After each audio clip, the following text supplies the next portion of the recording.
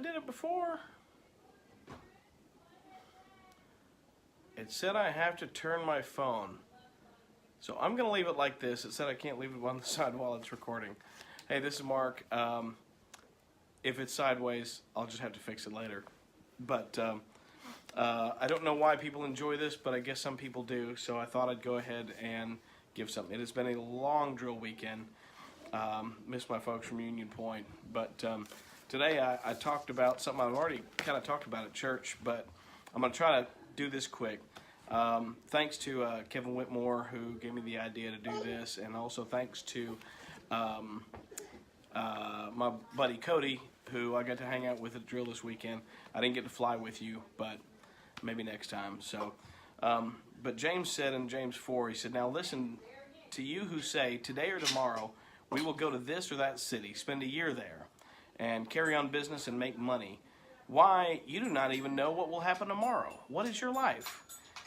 You are a mist that appears for a little while and then vanishes. Instead, you ought to say, if it is the Lord's will, we will live and do this or do that. As it is, you boast in your arrogant schemes. All such boasting is evil. If anyone then knows to do good, they ought to do it, and doesn't do it, it is sin for them." I often don't read the word. I had synopsized it, and I decided the Word of God is powerful and sharper than any two-edged sword, so I need to go ahead and read it. So I'll make this quick. I talked today about boasting about tomorrow. I've heard so many young people,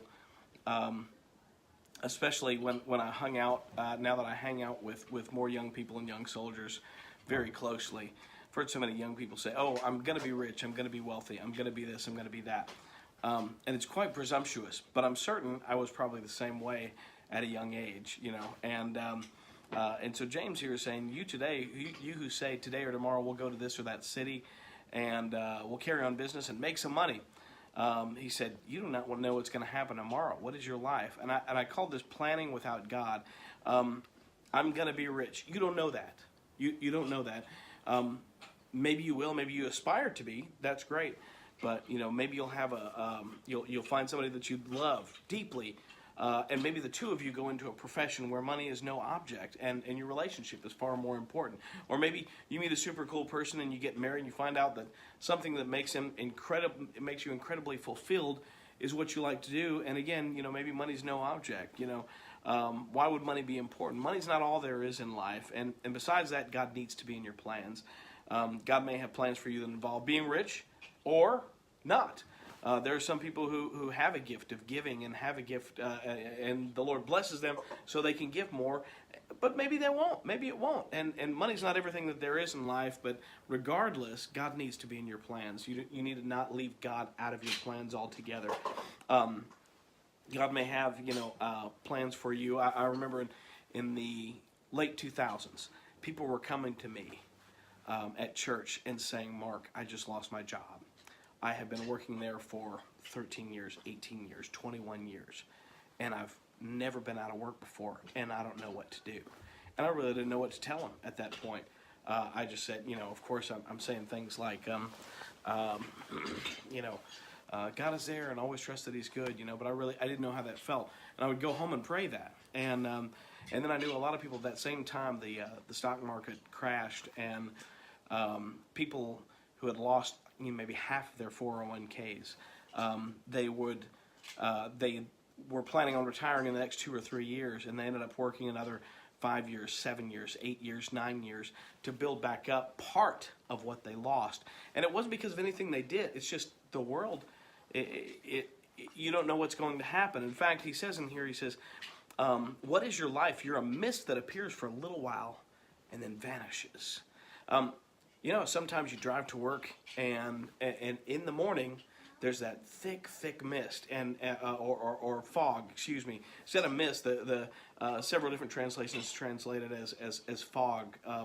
But in the morning, that fog can be so thick and have such a bearing on you that you slow down to 30 and it takes you a while, and you might say, "Hey, that was a terrible fog this morning, wasn't it?" And y'all might talk about it for a minute. But by lunchtime, you don't remember that fog. And that is exactly what God is saying you are. You're like a fog that as soon as the sun comes out, you're gone and nobody even remembers you. And I'm not saying your life is not important, but I'm saying live every day. That's actually a gift. God may have plans for you to do something. God may have plans for you to do something fantastic, and you don't know what it is, and it's a good thing. And here's why it's a good thing. Every day, we need to be appreciative of the things that we have.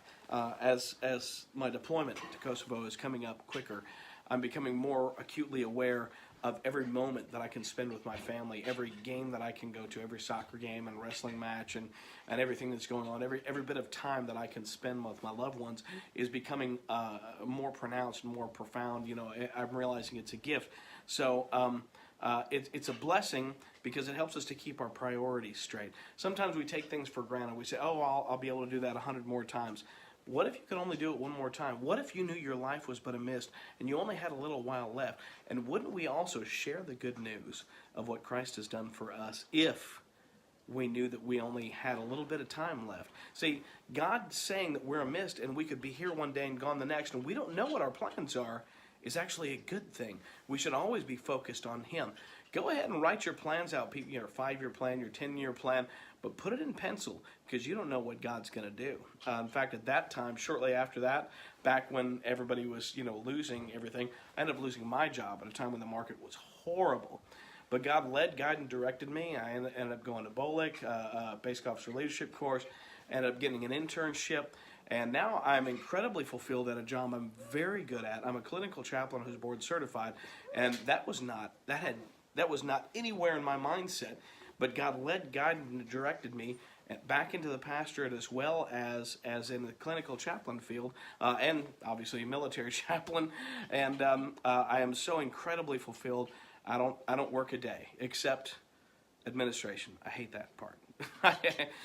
Yes, we have to chart, 'cause if you don't chart or you don't tell what you did, then it never happened. But other than that, everything else, talking to people, helping people, sharing what God has done in my life, and trying to help other people to get a relationship with God, trying to restore people's marriages, trying to restore people's relationships with one another, that does not work to me. It is a joy. I love every minute of it.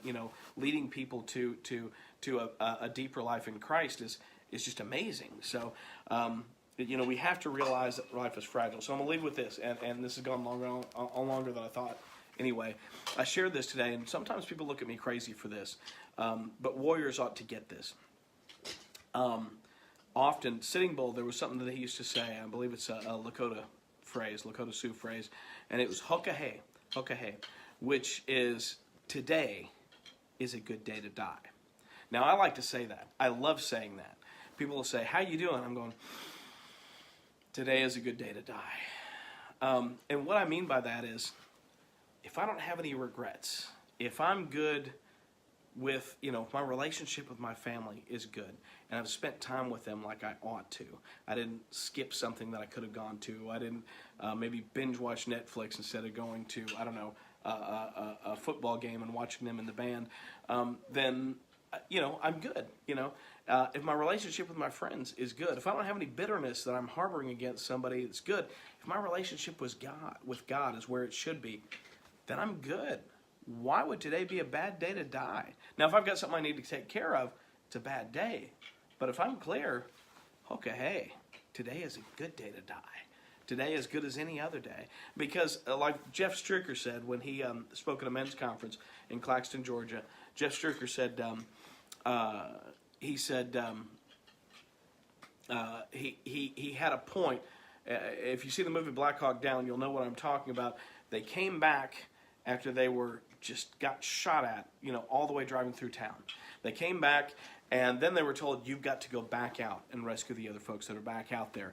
And he said, then his faith really hit him. And he wasn't sure. He didn't want to go back out. There's not a choice sometimes. When you're in the military, you don't have a choice of what you're going to do. So he thought about it, and he said, you know what?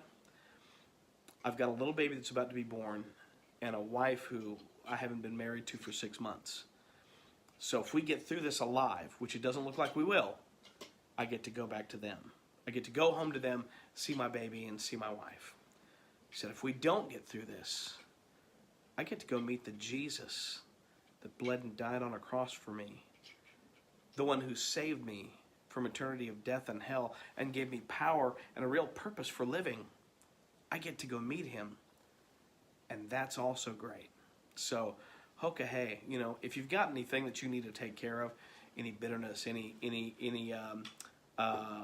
unmet needs, something that you feel like you've got to get straight. Maybe there's a phone call you need to make. Maybe there's somebody you need to go see. But hoka hey, today is a good day to die. Remember, your life is but a vapor. So take a chance. Take every minute. Carpe diem. Seize it.